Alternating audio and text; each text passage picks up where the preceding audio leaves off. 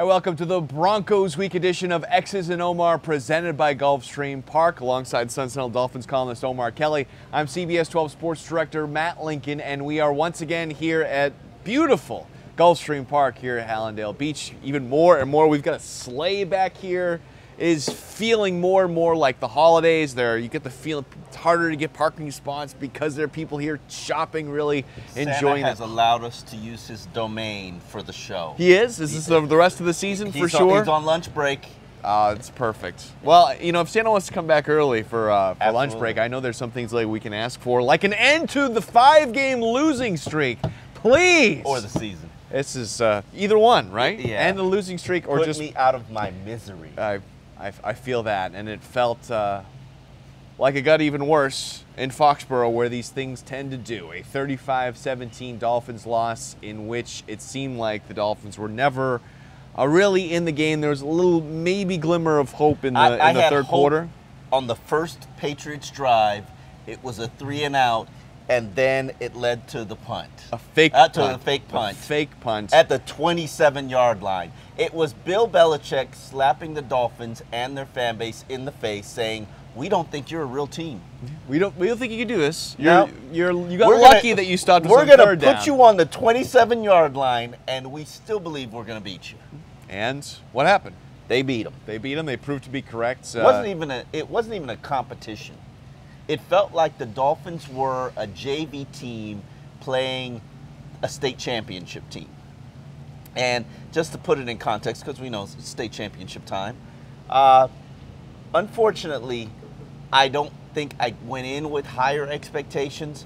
Vegas told us it was going to be a slaughter, and it really matched the line that Vegas created. 17.5 was the line, and it was an 18-point Patriots victory. Vegas. They know Vegas what said they're doing. before the season started, 7.5 wins for the Dolphins. And what did we say? All this disrespect for the Dolphins. 7.5 wins? 7.5 wins? This is a team that made the playoffs last year. Look at their roster. They're better than they were last year. Disrespect. Vegas is always right. I don't know if they're always right, but certainly it shows that this team is falling short of expectations. I have a hard time believing that they're as bad as they really are. But early in the season, when I was like, hey, they were 4-3, and I was like, man, those 4 wins, you better be thankful for it, because there's no aspect of your team that is playing well. And here we are a month later, still not a single aspect of the Dolphins team is performing up to expectations.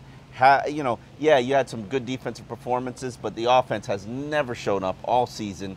Special teams hasn't even come close to meeting expectations.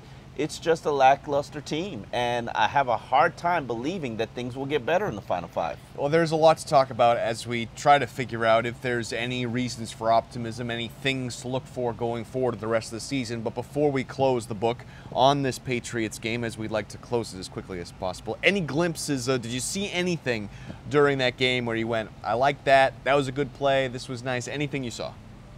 No. No, okay. There's nothing to build on. Yeah, you went into that game with Matt Moore. I think we can, it's hard to evaluate Matt Moore against the Patriots or the Baltimore Ravens, but, there was no semblance of life from the offense. Receivers weren't making plays. Kenyon Drake fumbled the ball. He scored a touchdown, but really the run game wasn't very impressive. Saw nothing from the tight end. Defense allowed opponent to just run all over them. Struggling, can't cover the tight ends. Big plays all over the field. Cornerbacks not being able to stick with wide receivers. Just hodgepodge of buffoonery.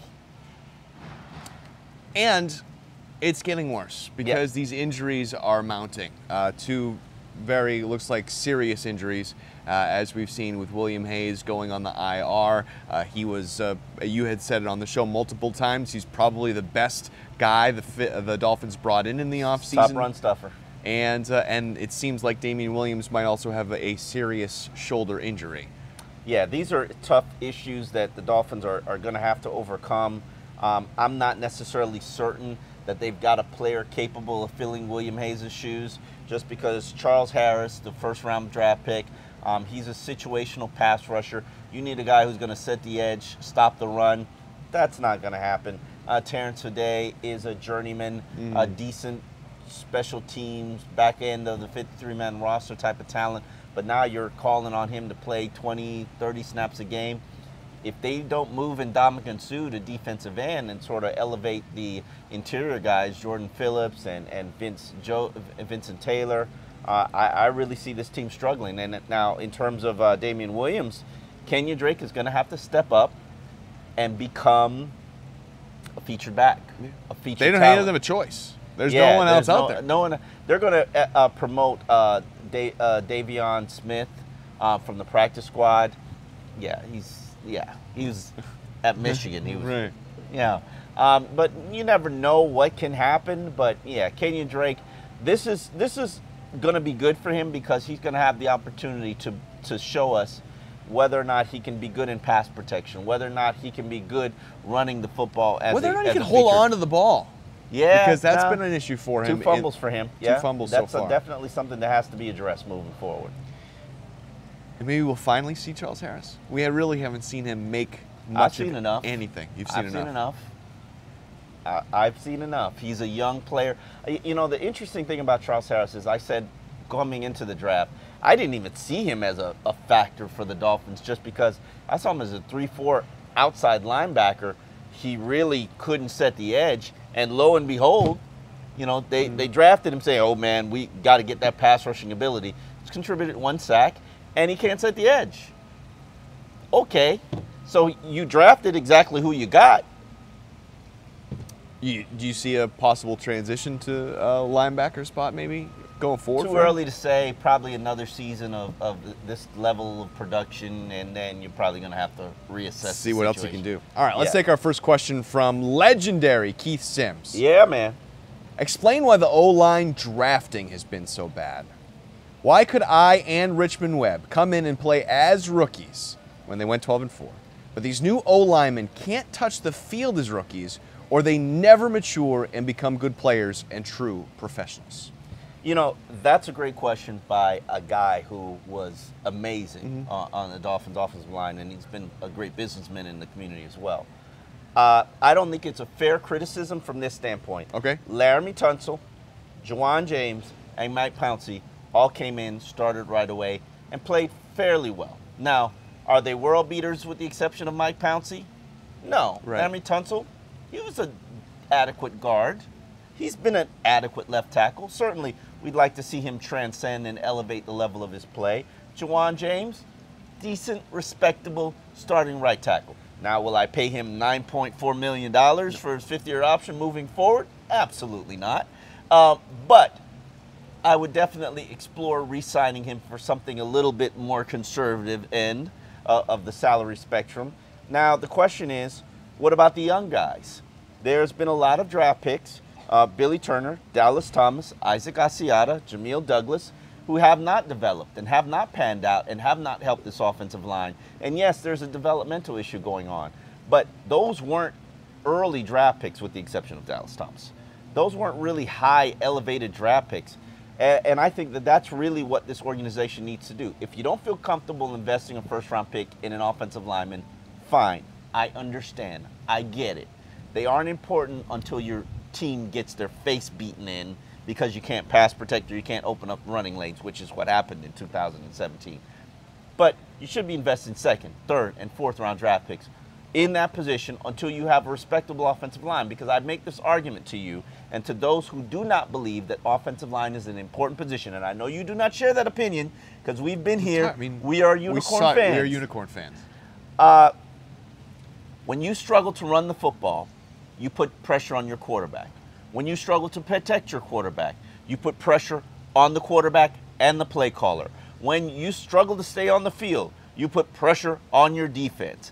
To me, the Dolphins' problems begins and ends with the offensive line. Sure. Penalties, false starts, struggle to convert 4th and 1. Yeah, 4th and 1 is a lot on the back, but he needs a lot. He needs a hole. Somebody's got to move somebody, and you poorly, and poorly is an understatement, assessed the talent that you had on the offensive line, assessed the caliber of players that you had as backups to the point where when you were struggling, you had nobody to go to.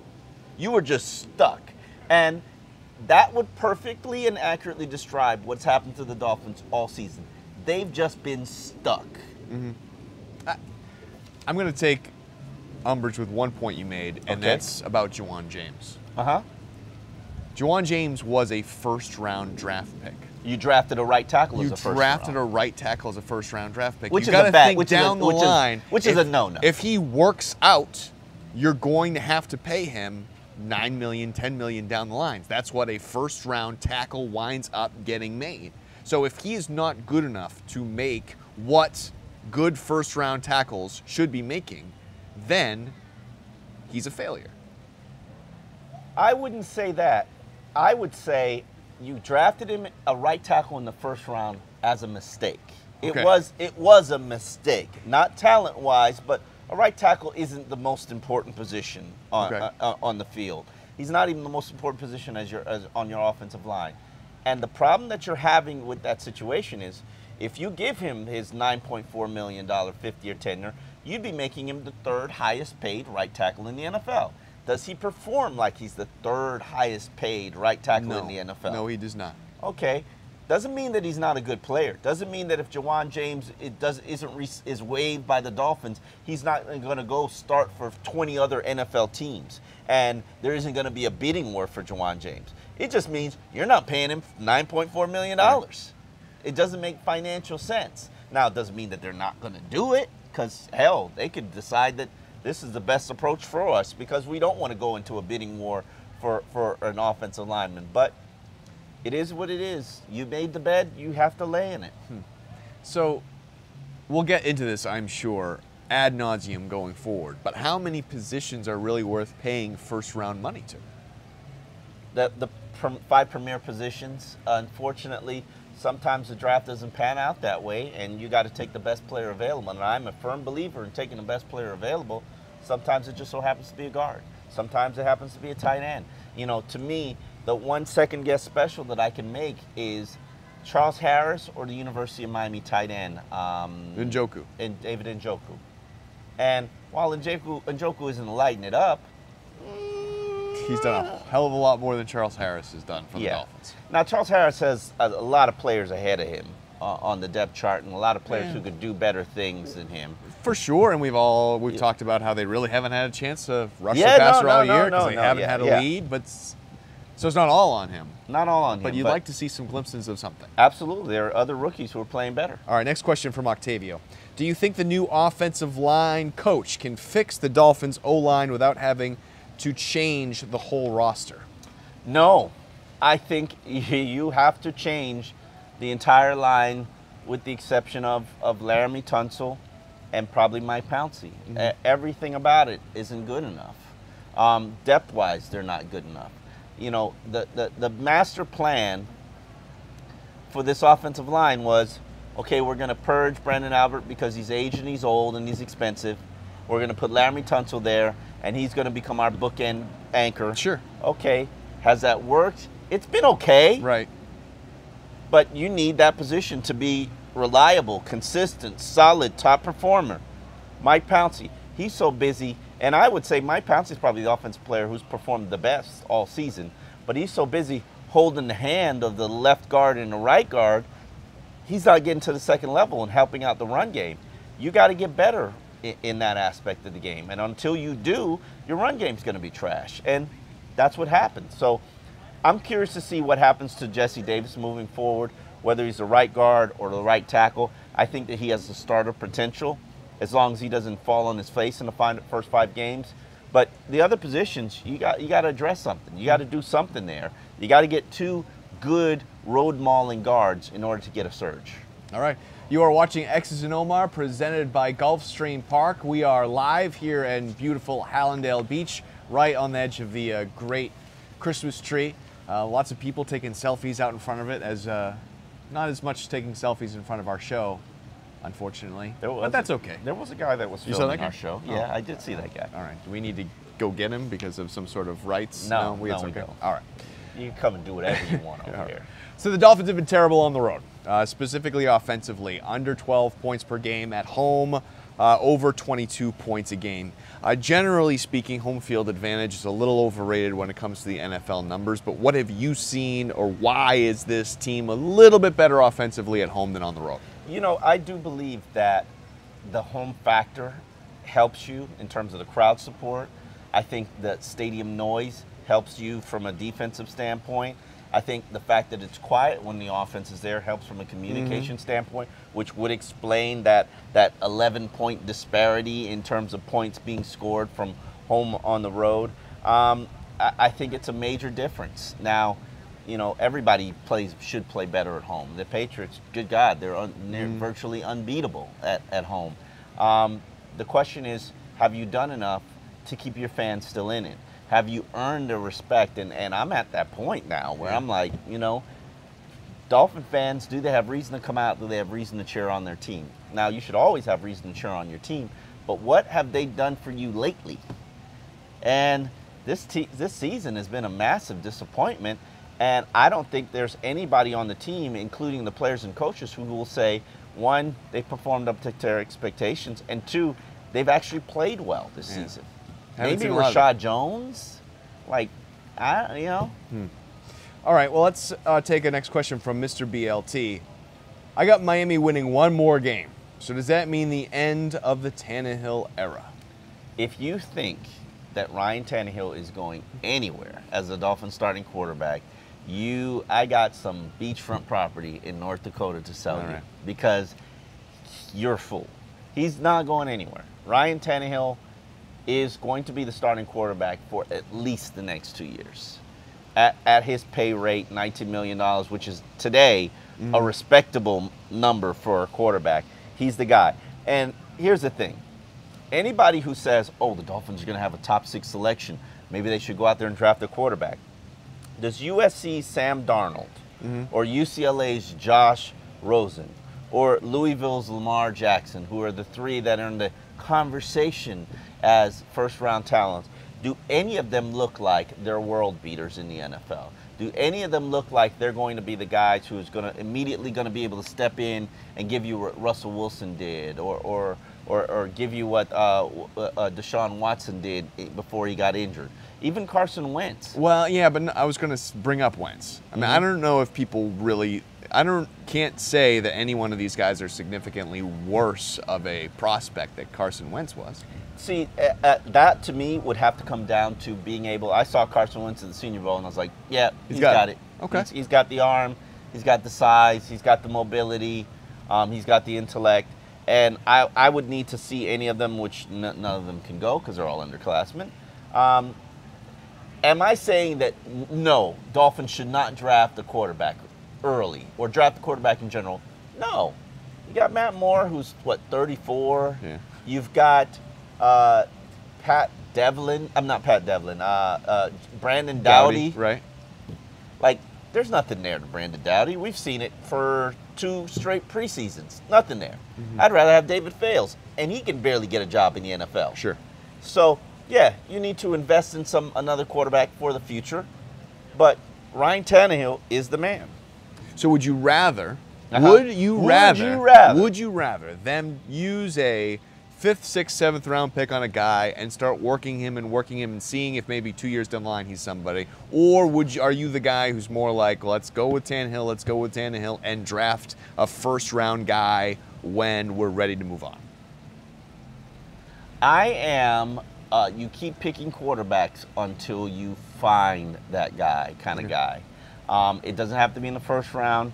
It could be in the 2nd. It could be the 3rd. It could be in the 4th round. To me, ideally, it all depends on what happens with Matt Moore. If Matt Moore's brought back and re-signed for another $2.5 million deal, oh, well, great. Matt Moore's a quarterback. No need to draft another quarterback because you've made it through another season where you've got a quality, competent backup. But if you're going to move on from Matt Moore, then, yeah, you probably need to draft the quarterback relatively early. Okay. Our next question comes from Ty. At what point do we worry more about draft position than our last off-season additions? It's clear now that Tannehill is going to be our guy moving forward. So where do what we do draft first to help him be successful? Where do we draft first to make Tannehill be successful? To me, it starts with the tight end. Now, the entire offense sort of focuses on what do you do with Jarvis Landry? Because if you don't re-sign Jarvis Landry to, let's say, a deal that sort of guarantees him $27 million, then you're going to kind of need a slot receiver. Sure, right. And how you get one, I don't know. That's, so, but to me, the best thing that you can do to help Tannehill is upgrade the offensive line, make that pocket secure for him. We all know doesn't have the greatest pocket presence. Make that pocket secure and comfortable for him, and then get him a tight end. A tight end that can do more than Julius Thomas can. Which shouldn't be hard to do. Ouch. Next question from Luke. What are the top 3 positions that need to be upgraded over the next off season? Actually, we just addressed a lot of that. Yeah. Offensive line. To me, I'm drafting another tackle. I would prefer to make him a left tackle, have him compete with JaJaun James, compete with Laremy Tunsil. Loser goes to right tackle. Right. I don't care who wins. And then I'm also drafting an interior lineman, preferably maybe a center that I can move or convert to guard so that I have somebody in case something happens to Mike Pouncey moving forward in the future. But it all depends on what's there in the draft and the quality of talent. But I am going to draft an offensive line as opposed to signing one. It's a big money in free agent, just because I agree. Paying $8 million for a guard is ridiculous. It doesn't make any sense. So go out there and draft them younger and cheaper and invest in them. Then tight end. You're not going anywhere with Julius Thomas, unfortunately. No, well, that doesn't hurt anybody's feelings. No, but I don't think so. $6.5 million for a tight end who can not create separation and isn't that dynamic as a red zone threat. Those are the 2 things that he was supposed to do. Hasn't panned out. Well, when you make a bad investment, do you stick with it or do you cut your losses and got to move on? Time to move on. Got to be humble about it. Yeah. And then cornerback to me is another position of need.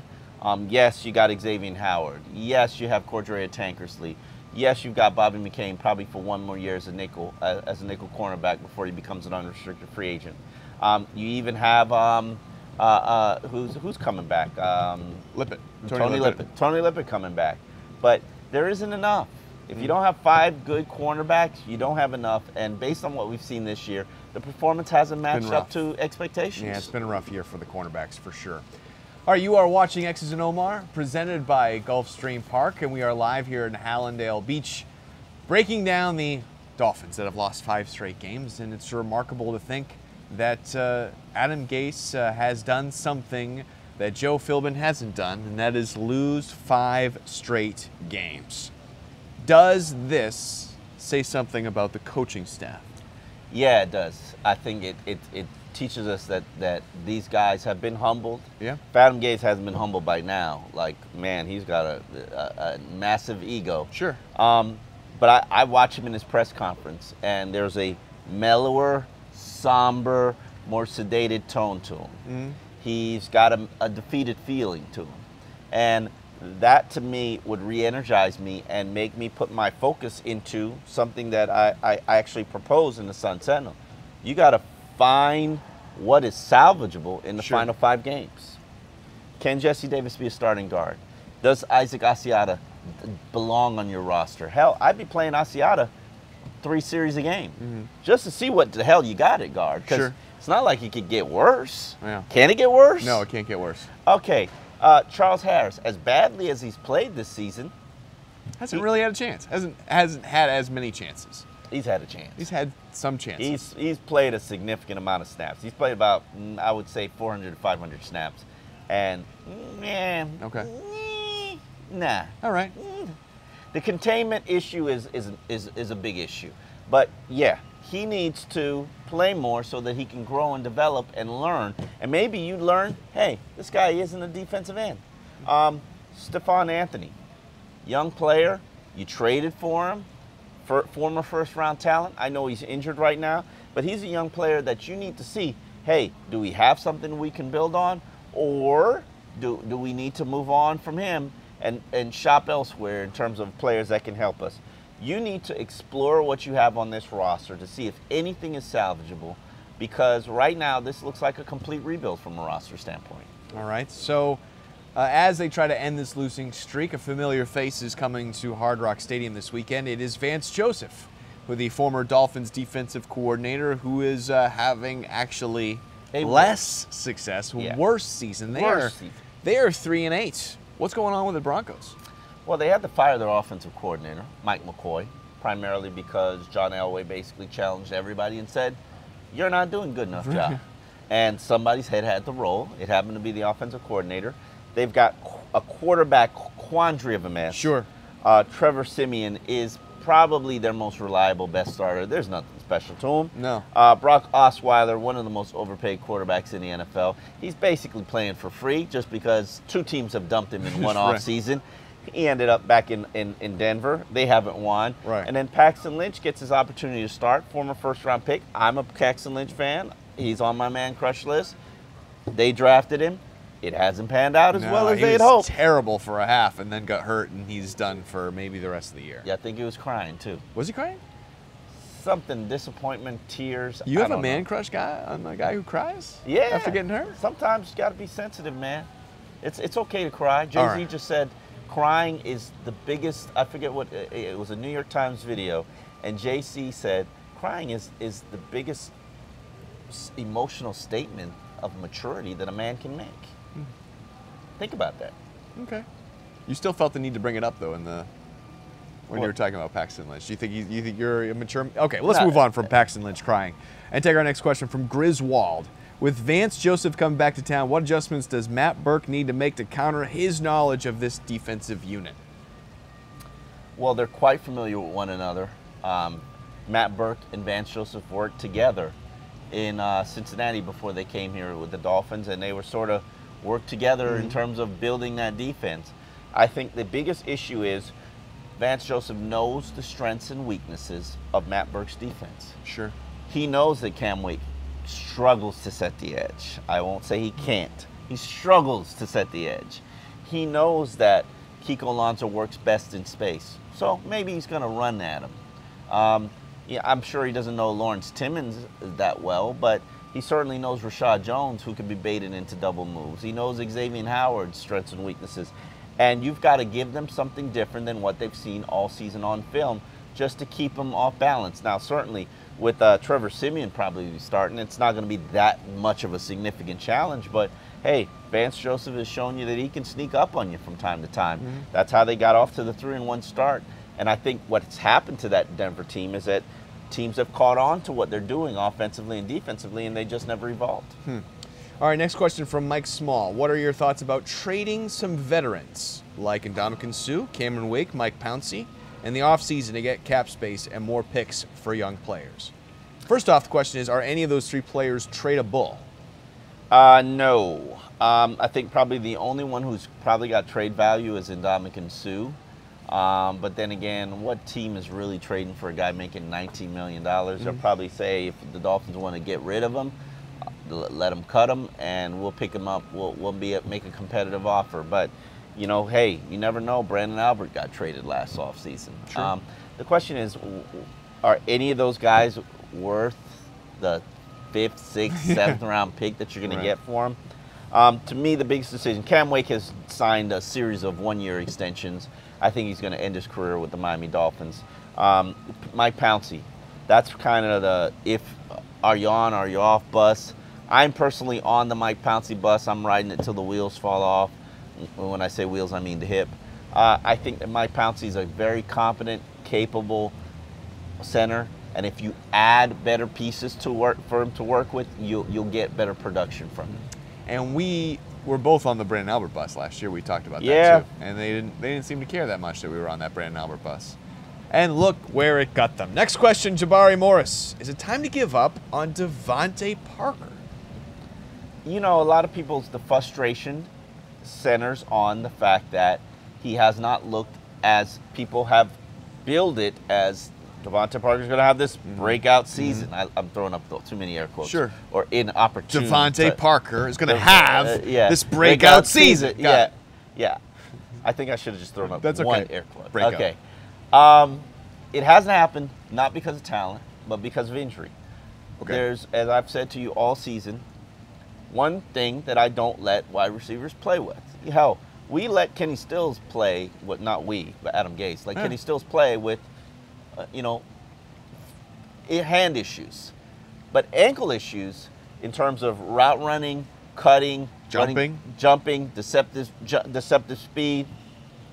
And for those who are fortunate enough to be out of practice like myself, or inside the locker room like myself, I could watch DeVante Parker walk and tell you he's not healthy.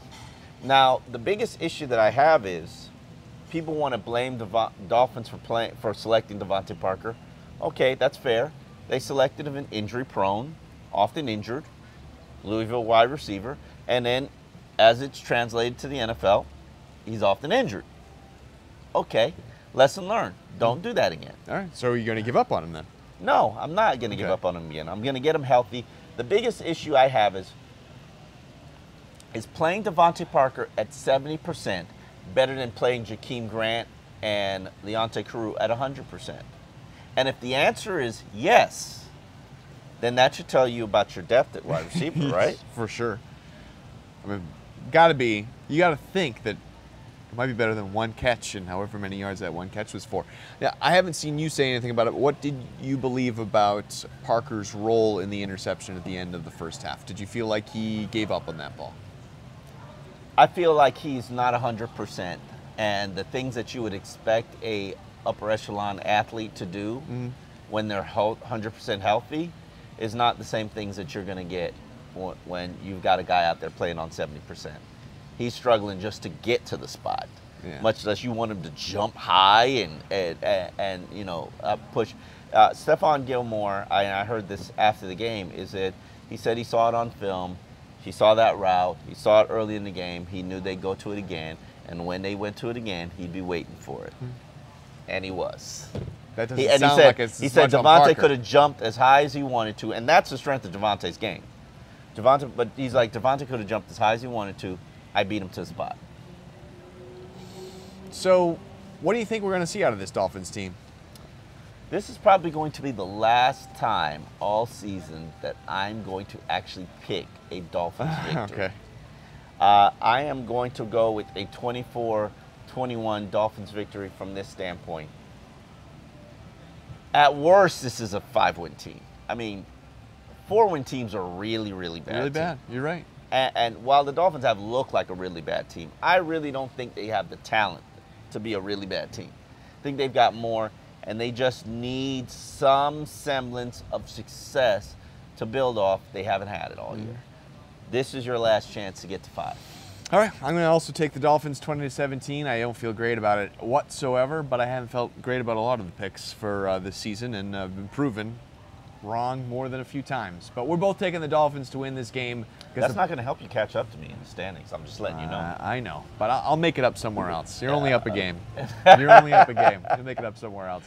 Thank you so much for watching X's and Omar presented by Gulfstream Park. If you're watching us live, hang on tight, and we will do X's and Omar overtime coming up in a little bit and take all your questions that you submit to us live during the show on Twitter using the hashtag XOmar. If you enjoy listening to the show, you can find it on X's and Omar on podcasts on iTunes. That's true. Or anywhere else where you listen to podcasts. So thank you so much for watching. We'll see you next week.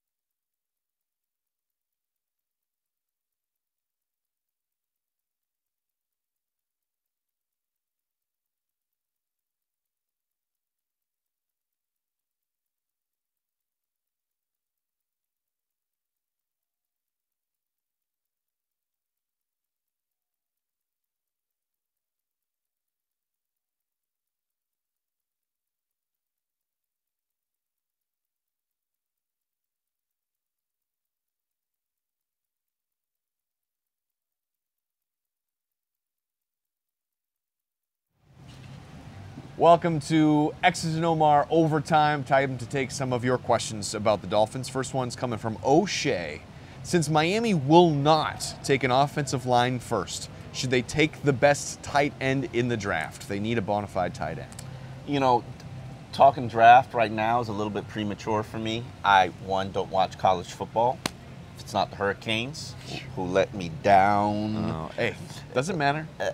It does matter. That game doesn't matter. It does matter. What are you talking about? Why does it matter? Because they're not going to be playing for the national championship unless they get lucky. No, they're going to be playing for the national championship if they beat Clemson. It's the same thing as everything that could possibly happen is going to happen now. They're number 7. Doesn't matter. They will climb up to the top 4 if they beat the number 1 team. All right. No question, Omar. Okay. No question. If you say the so. committee is not going to take a 1-loss Alabama team over the ACC champion. Are you kidding? I'm 100%. 100% they're going to take the Canes. This is on record. 100%. No, they got to beat Clemson first. Anyway, getting back to the topic, I haven't watched the draft. I've seen the Penn State running back. Sure. I've taken a couple of looks at these quarterbacks just out of curiosity. I don't begin watching college football until December, but clearly, Dolphins need a lot of things. I don't think there's anything that you can say, oh, that's out of the realm of possibilities for you to select. There aren't any, yeah. At the top of the list to me is a running back, and I have my eyes on that Penn State guy. Which means the Dolphins have got to start losing some more games. Nah, running backs don't get selected that high. I mean, Adrian Peterson was like the 7th pick in the draft. I think the Dolphins are right now making a top 7 selection. We'll see. Yeah. Next question is, this is a good one from Trifected, who asks us good questions all the time. Can you name one young player the Dolphins coaching staff has made better from the beginning of the year to now? Awkward pause. Does Miami have a coaching problem? Cordrea Tankersley has played better than he did at the beginning of the season. Davin Godchow played better. Vincent Taylor played better. Kenyon Drake hasn't really maximized his potential and upside, but I think he's played better. Jesse Davis, now he's definitely played better, but leaves me to wonder why wasn't he starting from the beginning? But yeah, I would say coaching has to be reevaluated, no question about it. And I'm not saying fire Gaze, but he's got to look at his staff and figure out what's going on here, because we're not getting what we have talent-wise. Let me go to one here on the link chat. Omar, is there a specific reason why practice doesn't seem to be translating to games? Parker, Cutler, Howard look good in camp, and then Gay say they practice well, but none of it carries over. I personally do not believe that the Dolphins are having competitive practices. If they were having competitive practices, I believe that they would be challenging opponents a little bit better than they are. And yeah, at the beginning of the year, you had to really scale it back from the standpoint of you knew you were going to be playing 10 straight weeks with no bye. Well, 16 straight weeks with no bye.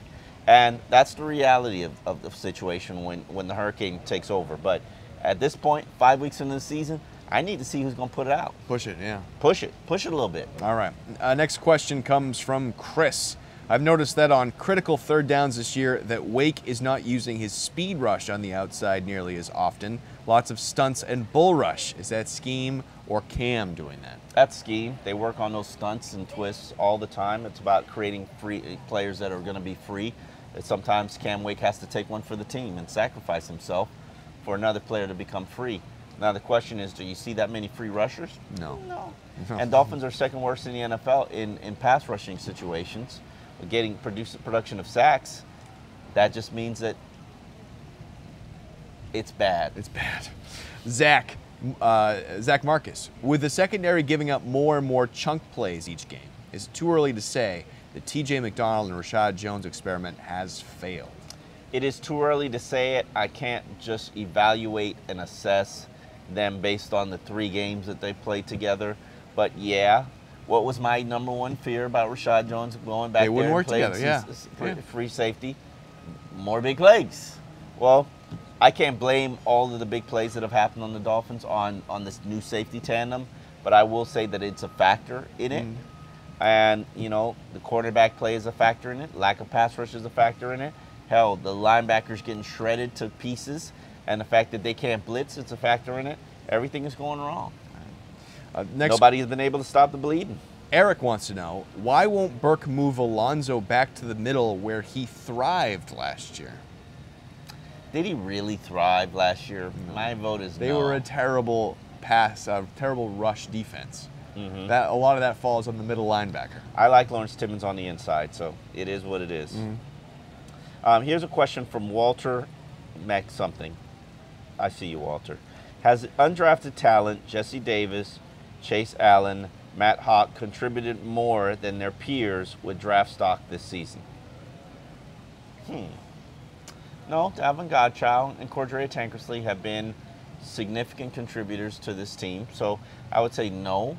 But, you know, I hate when Dolphin fans, the biggest problem that I have with NFL fans, primarily Dolphin fans, because I'm speaking to you, is I know where this is going, yeah.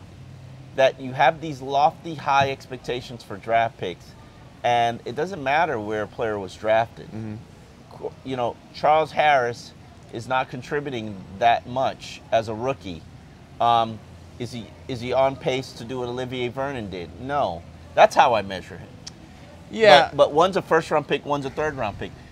My expectations should be higher because a guy's a first-round pick. That's the problem I have, that people have these lofty expectations for these first-round picks. It doesn't always happen like this for them. But to get back to the JaJaun James argument, if JaJaun James was an undrafted right tackle and he was playing the way that he has played, we would say, wow, that's quite great. Impressive. And we don't have, you can just keep paying him. You don't have to give him $9 million. But because he was a first-round draft pick, now you do. So it does factor in a little bit in the fact of how we evaluate these players going forward. You're correct. And then, to me, it comes down to, you're right, absolutely right. But it comes down to proper player and talent evaluation. To me, I looked at that draft and I said, I want Morgan Moses, who's starting for Washington Redskins. Morgan Moses just signed like a $40 million deal. It's worth it, probably. And he's worth it. JaJaun James, not so much. Right. And Morgan Moses was drafted in the later rounds. JaJaun James was drafted in the first rounds. Lesson learned, don't reach. Don't reach on talent just because you're trying to fill a void. Now, I'm a big believer in drafting offensive linemen if they grade out where you're selecting them. But JaJaun James was a total reach job, and it hasn't panned out. And now, because you reach, you're forced to sort of either pay or release a decent right tackle. And you're going to release him. JaJaun James is going to be shedding a tear. Oh, my God, the Dolphins released me. He's going to be sitting on $20 million as opposed to $9 million. So he's good. But the lesson learned here, don't reach. All right, Jeff wants to know, with Dolphins cap hell situation, who goes, who stays, and who gets shook down? That's my favorite question. I'm actually planning to start looking at that situation in the coming weeks, probably next week, just to reassess the situation. They're not healthy right now financially, and to get healthy, you got to purge some players. The top candidates are Julius Thomas, Mike Pouncey, and Ndamukong Suh. The problem with two of those players is you're leaving gaping holes. This team without Ndamukong Suh, they would probably be selecting first in the draft in 2019. Yeah, there's no question who the best player on the Dolphins is. Yeah.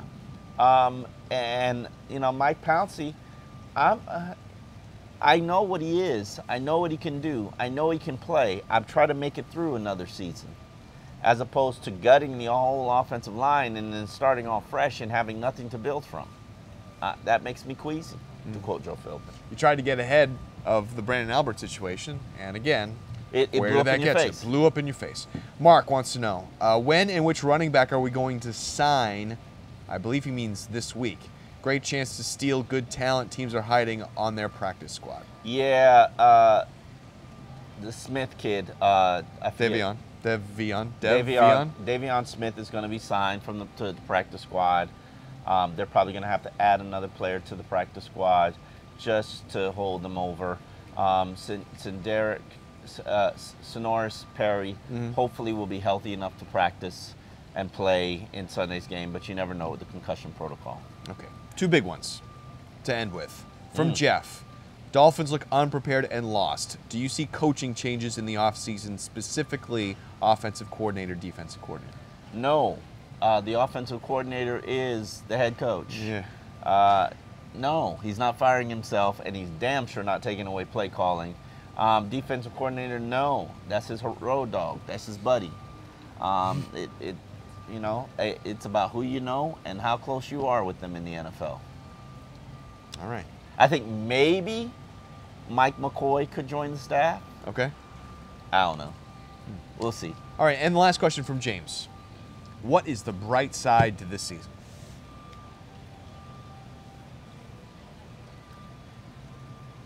Bright side to this season.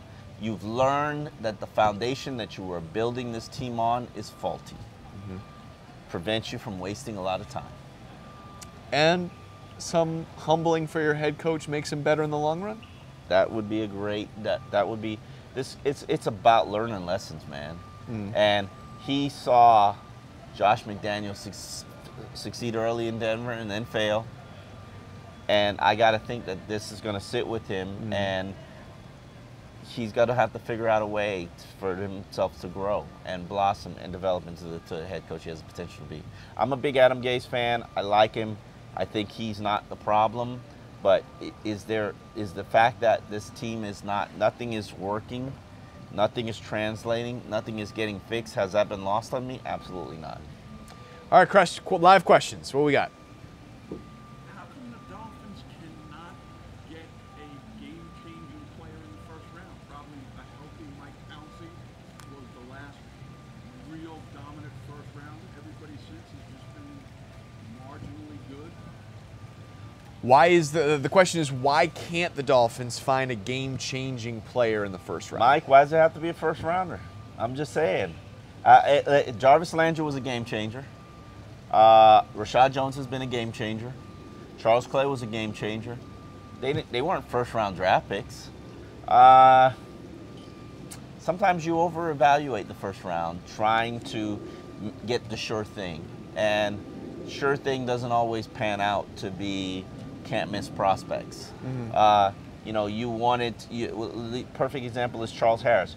You wanted a pass rusher. Right. You needed a pass rusher. You want to get one of the 5 critical positions. That's one of the ones that you had a need for moving forward in the future. Okay, but he didn't fit this, he didn't fit this, he didn't fit this. But you reached anyway. What else we got? Any more questions? Can I throw one fun one at him? Sure, fun one. At the end of their career, who has better stats statistically for their career? DeVante Parker or Ted Ginn Jr.? Wow. Best stats at the end of the season. At Wow, the end of their career. that is a great DeVante question. Park or Ted Ginn? End of their career. Ted Ginn Jr., and I say this all the time, and Dolphin fans get very angry with me. Ted Ginn Jr. is still playing in the NFL. Yeah, I know. And at a relatively high level. As the second best receiver for a team right now. New Orleans Saints. Ted Ginn, we mocked him and laughed in his face because he shied away from contact. He has played 10 seasons in the NFL and probably is going on 11 because he shied away from contact. Who's the dummy, him or us? Listen, and so I would go with Ted Ginn. I'm not sure DeVante Parker's going to have a 10-year career. Certainly, he's not going to play 10 seasons worth of games. I'm going to guarantee that. Oh, Ted Ginn Jr. stays healthy, man. It's a smart way to handle it. But we talked about it during the show. It's such a big part of where people get drafted and the expectations that come along with it. If Ted Ginn Jr. was a third-round draft pick, maybe he'd still be a Dolphin. Yeah. Parcells didn't like him, though. Yeah. All right, thank you so much for watching X's and Omar presented by Gulfstream Park. We'll be back here next week.